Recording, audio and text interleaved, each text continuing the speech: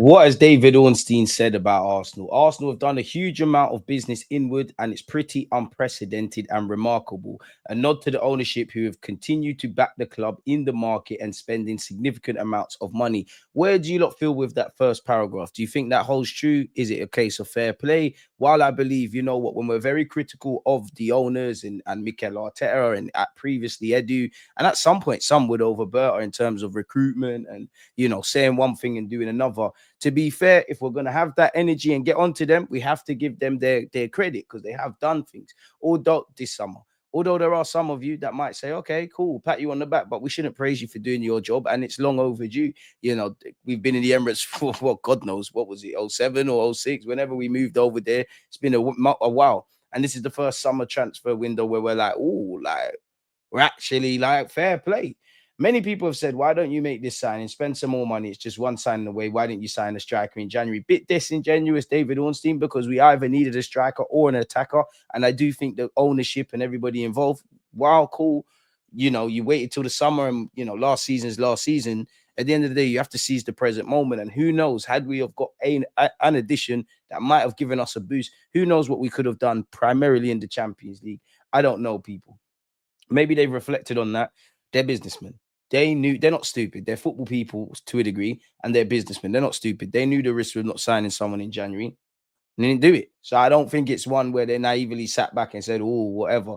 Because injuries, whether it's been one injury or mass injuries or like January, that's been a theme of our football club during the Emirates, and that's reared its head as we've been fighting for a title. So hopefully they've sat there in the, regardless of, you know, what happened in January, and said, listen, we can't be in this scenario again. But I don't know.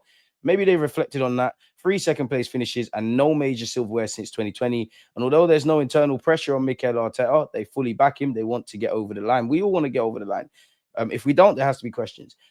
It seems they're not hanging about now. They're not waiting for tomorrow. They're not waiting for the next window. They're getting on with business now. Like I said, let me know your thoughts on that, people. Moving forward, Arsenal apparently, if you believe Hand of Arsenal, who I think is superb at his job, have been in talks with Crystal Palace for around 10 days over a move for Reece Nelson, who, to say he needs to leave and he's past his expiration date at this club, unfortunately for Reece, is an understatement. So yeah, is what it is. We'll get into the Hincapie stuff in just a moment, people. There it is with Reece Nelson. I'm told Nelson's camp are actively wanting the move while also exploring other options. Palace are conservative as of today, but are well informed of his availability and ballpark price. Fulham stalled on committing to a loan with an obligation, was the last I heard. And yeah, as we saw here, people, they've been in talks for around 10 days. Andrea Berta is looking to secure a fee that will count as pure profit, as Reece Nelson is from Hale End. Now, you would have seen Fabrizio Romano say Arsenal are now in direct talks with Bayern for Hincapie, deal after personal terms agreed. Arsenal's preference for a loan with obligation as deal now depends on structure to be approved or not by Leverkusen. If Hincapie deal can be agreed, Kivior can go to Porto, which I'm sure he is waiting for. Apparently, Andrea Berta set an internal deadline to reach a conclusion with Leverkusen for Hincapie. He does not want talks to drag on into deadline day, leaving Arsenal scrambling for a replacement for Kivior. One source suggested 48 hours. Sources with knowledge suggest there is a secret verbal pact between Hincapie and senior members at the club where he could leave for below his release clause of 60 million euros. You see why verbal agreements, gentlemen's agreements, is very dangerous in business, people. You're relying on them to keep their word, which, as we saw with Sporting and Gyökeres, or the fiasco with Benjamin Sesko at Leipzig. I mean, say what you want about my striker. He scores penalties. He definitely wouldn't be the 10th penalty taker. Big up Mbuemo and Cunha for getting some shots on target and obviously missing penalties. Credit to Grimsby. And I've seen at least 2 highlights of games now from Man United. You lot have scored from set pieces. Going out of the League Cup in Carnival weekend is crazy. Going out before the kids them have returned back from their summer holidays for school is crazy. But Man United, you're going to win a trophy before us under Amarin. Okay, do your thing, man. As losing to Spurs in the final was terrible. Grimsby is a new low. Big up Grimsby. How is that man still in the job? But let's focus on an actual football team that lives up to their word, people. Andrea Berta is well informed on such intel and is aiming to negotiate a package of around 50 million euros or slightly less. So that's 45 odd. Talks ongoing between the clubs to reach a conclusion. Loan plus obligation is the preference for both clubs to record the transaction on next year's financial records, but different formulas are being discussed. Important to note, Hincapie rejected other clubs once Andrea made contact, ultimately forcing Leipzig to deal with Arsenal only. Although he has been a long-term target for Arsenal, Berta has kept excellent relationships with his camp from his days at Atletico, which made it very easy to reject Spurs. So yeah, fair play where that is concerned, people. Once again, Crystal Palace have open talks over a deal for Reece Nelson. I mean, so what would that mean? Make the true cost? Because what we paid 60 odd million for Eze, they're gonna basically give us 15 million back and clear Nelson's wages off the wage bill. Big them up. And to be fair, Reece Nelson and Yeremy Pino, there's some good additions. We wish Nelson all the best. But yeah, hand of Arsenal, Ben Jacobs, Charlie Watt, they're all reporting that discussions with Arsenal are taking place over a permanent deal for 15 million quid. He's been, he's been linked with several clubs. There were rumors that he actually wants to go on loan.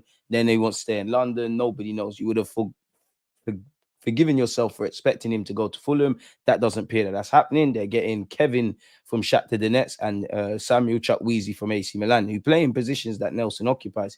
I'm sure Fulham and Palace would be good moves for Nelson, if I'm honest with you. Either way, you'll link up with a couple of colleagues. Now, one team went out in the League Cup, and I can't lie, Arsenal, you're going to have to name a slightly strong team. And because of our depth, we can afford to, name a strong team. I want to see Dalman out there, Wanyeri out there. If Lewis Skelly still not able to start over Calafiori, him out there, Madueke, Mascara, he ain't signed for us, but Hincapie, and there's probably a million players I'm forgetting, people. So it is what it is in that regards. But yeah, we've been drawn against Port Vale in the League Cup, people. Apparently, Arsenal and Tottenham have joined Liverpool in their surprise pursuit for Brentford captain Nathan Collins.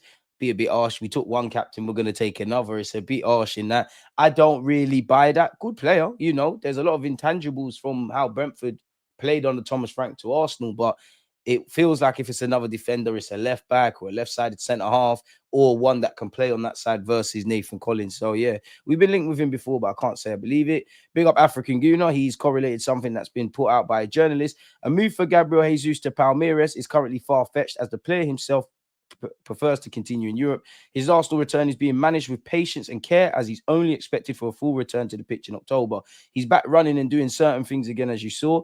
Is anyone going to buy him? Definitely on a permanent when you're not fit until October. And again, just because you're signed off as ready to play again, we all know you might have to play for the 21s, 20 minutes here, 10 minutes there. There might be some other, when people have long-term injuries, they pick up little niggles along the way. So it's not really making sense. But I'm sure Arsenal want to clear him off the wage bill. But saying that, at least for a year, whatever you think about Martinelli, Trossard, Jesus, we all know they're not the regulars, they're not the starters. But surely there's a role here for them if they stay. Some have to go. We know this, people.